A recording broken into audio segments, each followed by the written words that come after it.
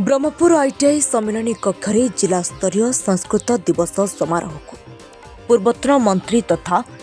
बालेश्वर सांसद डॉक्टर प्रताप चंद्र षडंगी उद्घाटन करी संस्कृतर अवदान और संस्कृत को मध्य जीविका निर्वाहर विभिन्न पंथा रही बोली उल्लेख करते यार सुरक्षा ओडिया भाषार विकास हो पार। विशिष्ट अतिथि रूपे राज्य परिवहन मंत्री विभूतिभूषण जेना संस्कृत भाषार सुरक्षा जरूरी केवल शिक्षकों मानक गुरुदायित्व निर्वाह करने को परामर्श देते। सम्मानित अतिथि रूपे दिगपहंडी विधायक डॉक्टर सिद्धांत कुमार महापात्र जोगदे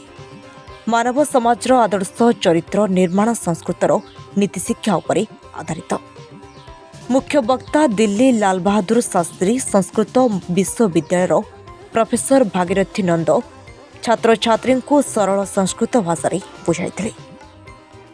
राज्य संपादक डॉक्टर कुमार चंद्र मिश्र जोगदे कहिथिले जे शिक्षक माने संगठित हेले सबु समस्यार समाधान हो पारिबो। यहाको जिला सभापति प्रमोद कुमार बाजुबंधुଙ୍କ अध्यक्षतारे अनुष्ठित समारोहर प्रारंभ में मुख्य उपदेष्टा श्री गोपालकृष्ण पाढ़ी स्वागत और परिचय प्रदान करथिले। संपादक श्री जयराम मिश्र विवरणी पठन करथिले। ब्रह्मपुर वेद पाठशालार विद्यार्थी प्रारंभ में वेदमंत्र पाठ करथिले। नालंदा श्री माध्यमिक उच्च विद्यालय छात्री माने स्वागत गीतिका गान करथिले। विनायक त्रिपाठी विश्वनाथ दास सीमांचल त्रिपाठी मानपत्र पठन करथिले। उक्त कार्यक्रम में मुख्य अतिथि मुख्य वक्ता राज्य संपादकों को उत्तरीय मानपत्र उपढौकन दे संबर्धित कर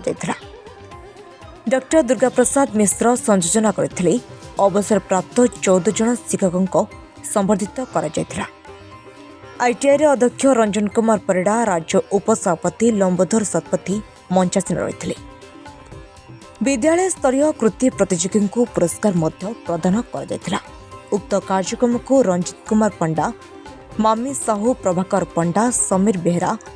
प्रफुल्ल दास नित्यानंद दास विभूति त्रिपाठी सालबेग शतपथी अरुंधति पट्टनायक रोहित सेठी अनिता दास बबितांजलि मिश्र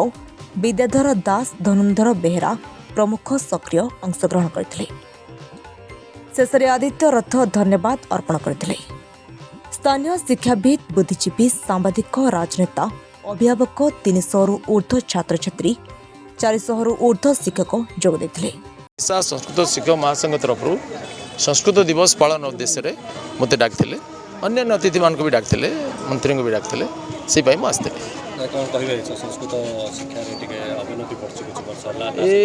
दीर्घ वर्ष धरिकी संस्कृत विरोधी सरकार कारण संस्कृतर अपमान होती अनादर होती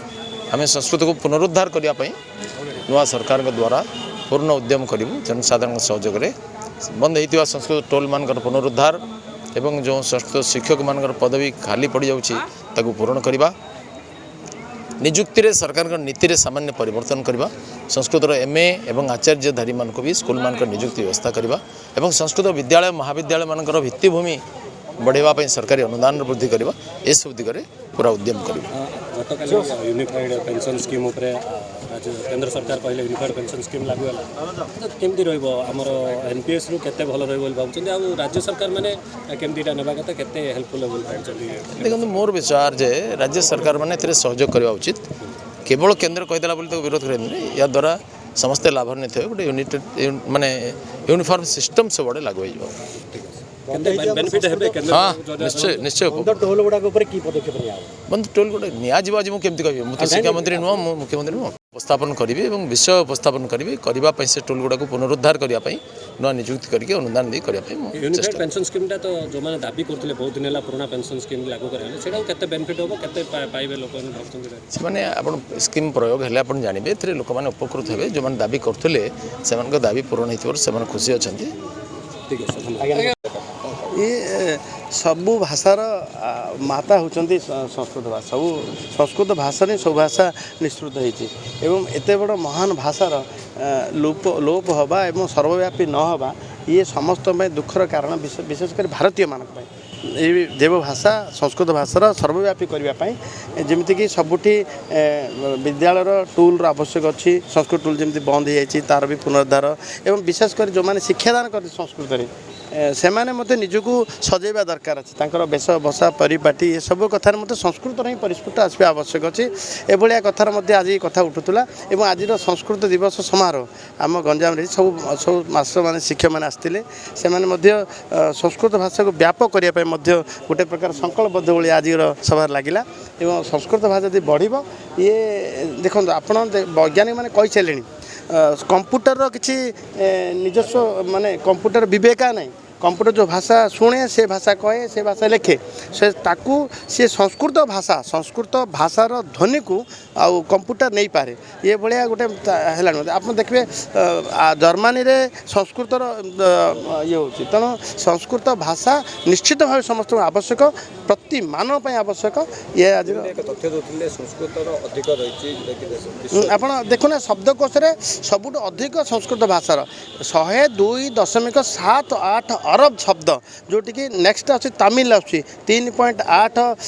लक्ष शब्द एवं हिंदी देखिले 1.7 लक्ष शब्द ये शब्दकोशर एत बड़ शब्दकोश अच्छी संस्कृत भाषा पाखे संस्कृत आप भावी नियंतु संस्कृत भाषा रे जहाँ जहाँ वेद पुराण सब वर्णित होती सबू समाजर जिते समस्यार समाधान संस्कृत ही मिल एवं भाषार सर्वव्यापी हवा आवश्यक तो यहाँ संस्कृत दिवस से भाषा आमर जोटा आदि भाषा एवं मूल भाषा एवं तार जीवित रहिबा निश्चित भाव में दरकार जदि आम ओडिया भाषा बोली कहूचे ओडिया भाषार उत्पत्ति जो जगार से मूल भाषा को जदि आम न रखिपर ताले हुए तो कौटी ना कौटी ये भूल हो आमर भारतीय संस्कृति रे संस्कृत ही हूँ सर्वपुरातन एवं मूल भाषा बा आदि भाषा एवं विगत 2016 मसीह जो भली भाव में विगत सरकार जो भली भाव में संस्कृत शिक्षा को जमती पाठ्यक्रम धीरे धीरे बाद देकी एवं धीरे धीरे स्कूल गुड़िक बंद करदेवा एवं जो संस्कृत शिक्षक मान को जो निजुक्ति नुआ निजुक्ति दबा जो माने रिटायरमेंट हो गले समानकर अवसर पर को छाड़ दिगला और पुनः निजुक्ति नुआ जो दबा कथा से जगार आलानी तेणुक धीरे धीरे धीरे धीरे ए संस्कृत शिक्षा जो थिला आमर पाठ्यक्रम भितर बा संस्कृत प्रति जो पिलामानंकर भल पाइबा थिला ताकू भी आमे धीरे धीरे दूरे दौचे जदि आमे सतरे कहूचे जे मातृभाषा को आमे संगठित करवा बा शक्तिशाली करवा ताले निश्चित भाव में कौटी ना कौटी आदि भाषा को भी आमको सेतिकी संगठित और सेतिकी शक्तिशाली करवा दरकार तेणुक हाँ एनपीएस पर यूपीएस गोटे आसिला यूनिफाइड पेंशन स्कीम ओके देखो तो यहाँ वन नेशन वन पेंशन सेटा रहिला one nation one law everything जोटा भी सारा वन नेशन वन इलेक्शन सेमती वन नेशन पेंशन स्कीम भी आसी तो यहाँ स्वागत योग्य मु कहबी ये जिनस एवं यहाँ गोटे भल जिनस जे जी जमती मेरिट अच्छी से मेरिट अनुसार से प्राप्य से पाइबे प्रत्येक लोकंकर जो अधिकार रही से अधिकार अनुसार प्राप्य राज्य सरकार से यूपीएस को लेट्स सी राज्य सरकार बर्तमान यहाँ मु कहवा तो ठीक हेनी ये जिनसटा किंतु ओवरऑल जदि मत पचारे तो मु कहबी नहीं भल ठीक है धन्यवाद। ब्रह्मपुर सुनील कुमार साहू को रिपोर्ट सकाळ खबर।